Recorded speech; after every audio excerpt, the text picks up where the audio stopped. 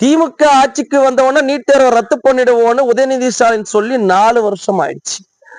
எனக்கு நீட்டை ரத்து பண்றதுக்கான ரகசியம் தெரியும்னு சொன்னவர் ஏதோ இன்னைய தேதி வரைக்கும் அந்த ரகசியத்தை சொல்ல மாட்டேன்றாரு. திமுக ஆட்சி பொறுப்பேற்றது முதல் நீட் எனும் அரக்கனுக்கு பல உயிர்கள் தமிழ் மண்ணில் பலியாகி இருக்கு. இதற்கு அத்தனைக்கும் பொறுப்பு உதயநிதி ஸ்டாலின் தான்.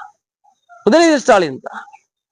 இத்தனைக்கும் நீட் தேர்வை கொண்டு வந்தது சாட்சாத் இதே திமுக. காங்கிரஸ் கூட்டணியில திமுக இடம்பெற்றிருந்த போது திமுகவுடைய அமைச்சர் காந்தி செல்வன் தான் நீட்டுக்கான அறிவிக்கையை வெளியிடுறாரு. நீட்டை ரத்து பண்ண கூடாதுன்னு காங்கிரஸ் கட்சியில் இருக்கக்கூடிய ப. சிதம்பரத்தினுடைய மனைவி வழக்காடி வெற்றியும் பெறாங்க. இப்படி எல்லா தில்லுமுழு வேலையும் திமுக செஞ்சுட்டு அப்பாவி மனைவி அனிதாவுடைய மரணத்தை வைத்து ஒரு மருத்துவ தாகத்தில் உயிர் நீத்த மாணவியினுடைய மரணத்தை வைத்து அரசியல் ஆதாயம் மட்டும் தெரிச்சு. இன்னைய வரைக்கும் மாணவிகளுடைய மரணத்தை வைத்து அரசியல் ஆதாயம் மட்டும் தான் தெரிவிக்கிட்டு இருக்கு. நீட்டை ரத்து செய்வதற்கான எந்த நடவடிக்கையிலும் திமுக இறங்கல. அவர்களுக்கு அதுலயே நீட்டாலேயே ஆதாயம் இருக்குன்னு நினைக்கிறேன். நேற்றைய தினம் நீட் தேர்வு நடந்த சூழ்நிலையில அன்புமணி ராமதாஸ் அவர்கள் மிக காட்டமான ஒரு அறிக்கையை வெளியிட்டு இருந்தாங்க மத்திய பாஜக அரசுக்கு எதிராக. ஏன்னா தமிழ்நாட்டில இருந்து நீங்களும் உற்று கவனிச்சுக்கனா தெரியும். இவங்க என்ன சும்மா நாச்சுக்கும் சொல்லுவாங்க. ஏதாவது என்ன இவங்க எதற்கெல்லாம் பாஜக எதிர்க்கிறாங்க அப்படின்னு பார்த்தா இஸ்லாமிய ஓட்டு வாங்கினா ஏங்க பாஜக உள்ள புந்துருங்க அப்படின்னு ஏமாத்துவாங்க. இல்லைன்னா மத ரீதியாக பாஜக எதிர்ப்பதற்கு முற்படுவாங்க. ஆனால் ஆக்கப்பூர்வமாக திமுக இதுவரைக்கும் ஒரு இடத்திலும் கூட பாஜகவை கேள்வி கட்டதும் இல்லை, எதிர்த்ததும் இல்லை. ஆனா இவங்க யாரு பாமக பாஜக கூட கூட்டணியில இருக்குன்னு சொல்றாங்களோ அந்த பாமக தான் பாஜகவை தமிழர்களுடைய நீதிக்காக உரிமைக்காக பல முறை எதிர்த்து குரல் கொடுத்திருக்கிறது. ஆக்கப்பூர்வமாக அழுத்தம் கொடுத்து சாதித்து இருக்கு.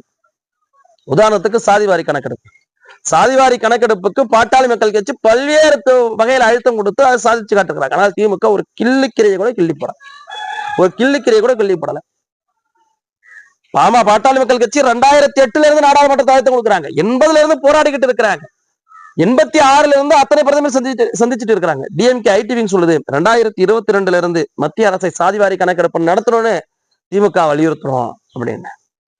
பக்கத்து மாநிலத்துல சாதிவாரி கணக்கெடுப்பு எடுத்தாங்க. நாங்க எடுக்க மாட்டோம், மத்திய அரசை கை காட்டிட்டு தப்பிச்சுக்கலான்னு பார்த்தோம். அதுக்கும் இன்னைக்கு முடியாம போச்சு. என்எல்சி விவகாரத்துல பாஜகவுக்கு ஆதரவாக திமுக செயல்பட்டுச்சு. ஆனால் மண்ணின் மைந்தர்களுக்காக பாட்டாளி மக்கள் கட்சி போராடிச்சு. அதே போன்றுதான் நீட் விவகாரம். பாமக மட்டும்தான் மாணவருடைய நலனுக்காக அக்கறையா குரல் கொடுத்துக்கிட்டு இருக்கு. நேற்றைய தினம் கூட அன்புமணி ராமதாஸ் அவர்கள் அறிக்கை விட்டுருக்கிறார். இந்த நீட் தேர்வை நீங்க கொண்டு வந்ததுனால என்ன பயனை கண்டுகிட்டீங்க? மருத்துவக் கல்லூரியுடைய தரம் உயர்ந்துச்சா? இல்லைன்னா மருத்துவக் கல்லூரியில் நடக்கக்கூடிய கையாடல்கள் ஏதாவது நின்றுடுச்சா? எதுவுமே நடக்கலையே. அப்புறம் எதுக்கு இந்த நீட் தேர்வு? எதற்கு இந்த நீட் தேர்வு?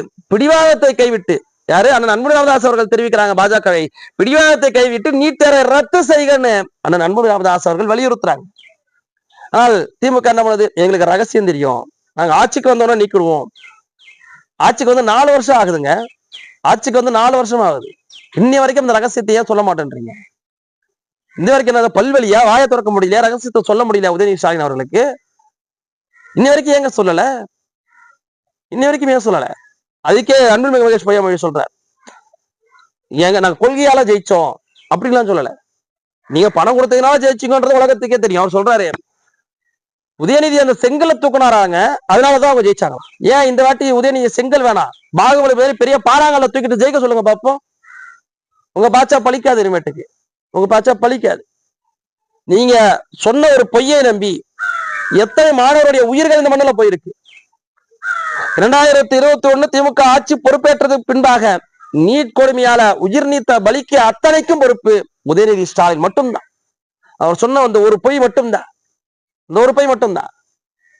முடியாதுன்னு தெரிஞ்சு ஏன் உளறீங்க? ஏன் சொல்றீங்க? ஆட்சிக்கு வரணும் என்ன பொய் வேணாலும் சொல்லுவீங்களா? வானத்தை வில்லா உடைப்போம், பாலாரும் தேனாரும் ஓட விடுவோம், என்ன வேணாலும் சொல்லுவீங்க.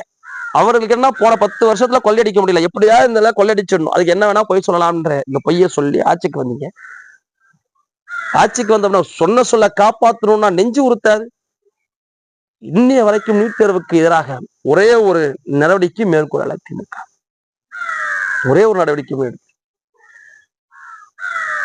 இப்படியான பொய்யையும் புரட்டியும் பேசி வரக்கூடிய திமுகவை விரட்டி அடித்து விட்டு மக்களுக்காக குரல் கொடுக்கக்கூடிய பாமகவை அரியணையில மக்கள் அமர்த்துவதற்கான ஏற்பாடுகள் மக்கள் செய்ய தொடங்கிட்டாங்க.